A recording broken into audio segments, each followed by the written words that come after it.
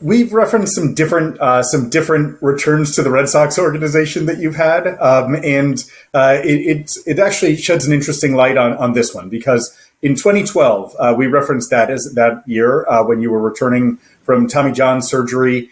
You were moving up through the Red Sox system, and that was at a time when there was a young core emerging. You spent time in Salem, a team that had at the time Jackie Bradley Jr. and Xander Bogaerts, and you actually alerted me at that point to, like, this catcher Christian Vazquez is awesome behind the plate and a super commanding presence, and like you put him on my radar even more firmly than he had been. Then in 2015, when you re-entered the Red Sox system after signing out of indie ball, you had that brief flash at a time when Bogaerts and Betts were kind of exploding at the major league level, but like you also had this next wave of Jackie Bradley and Travis Shaw and others who were making their way up to become the foundation of a team that was really good in 2016 through 2018.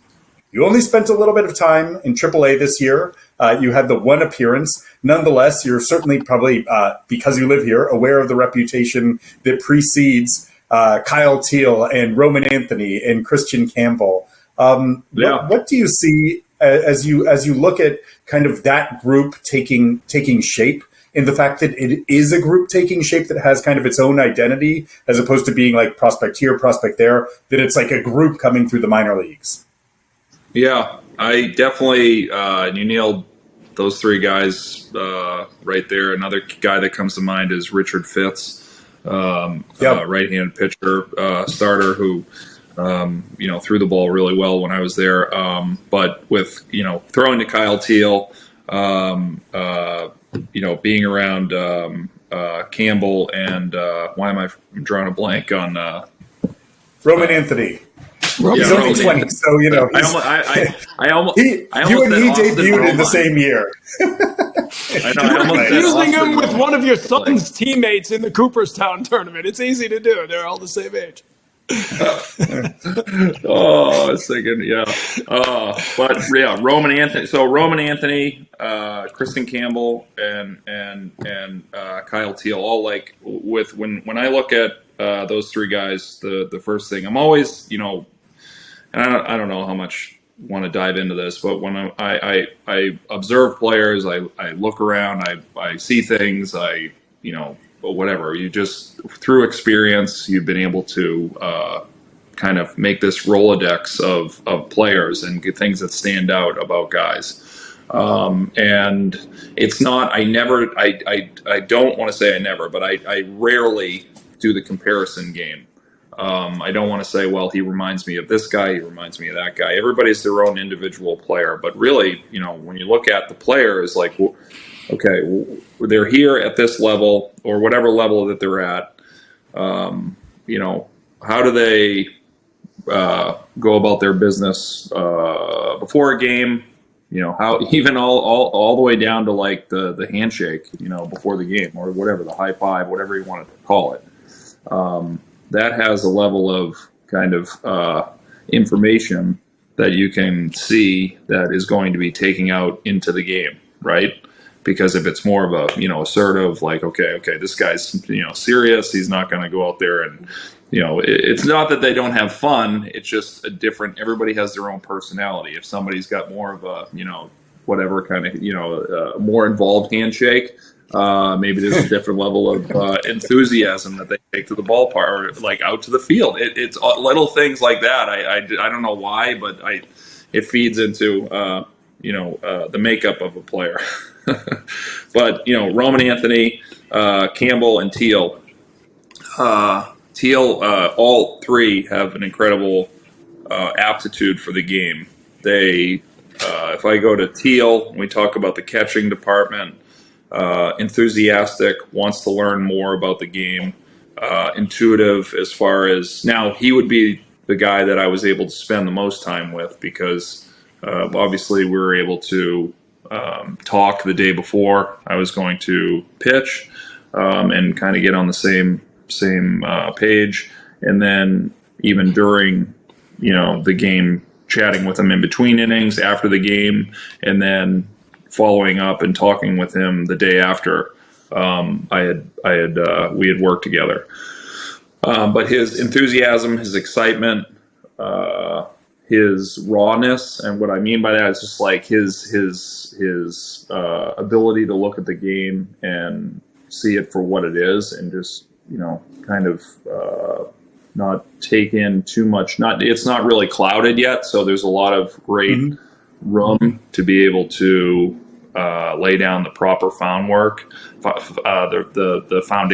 the foundation to be able to create a catcher that has the abilities that you want in the organization that you're trying to create. And I think that's where he is right now. And I think that's going to come. I think that's probably, this offseason, the spring training, and going into next spring training, hopefully getting a lot of reps in Major League spring training, being able to be around a lot of the guys and again, continue that education to becoming, the next guy that's going to be here in Boston behind the plate.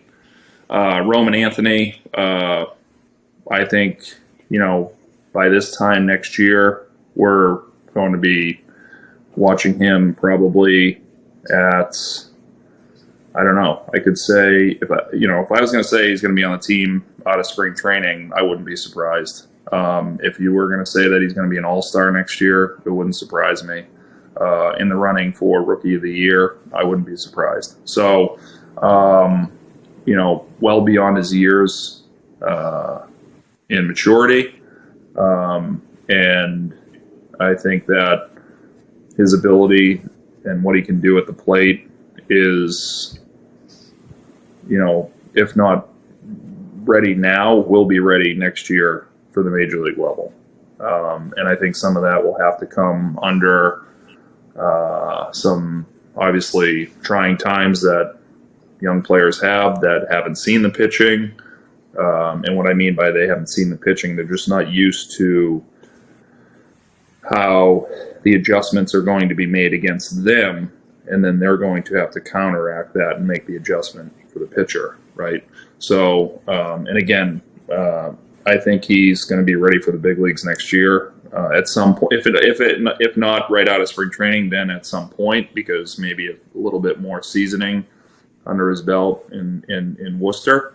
But the way things are moving nowadays, it wouldn't surprise me that he's on that fast track to get up to the big leagues. Campbell, again,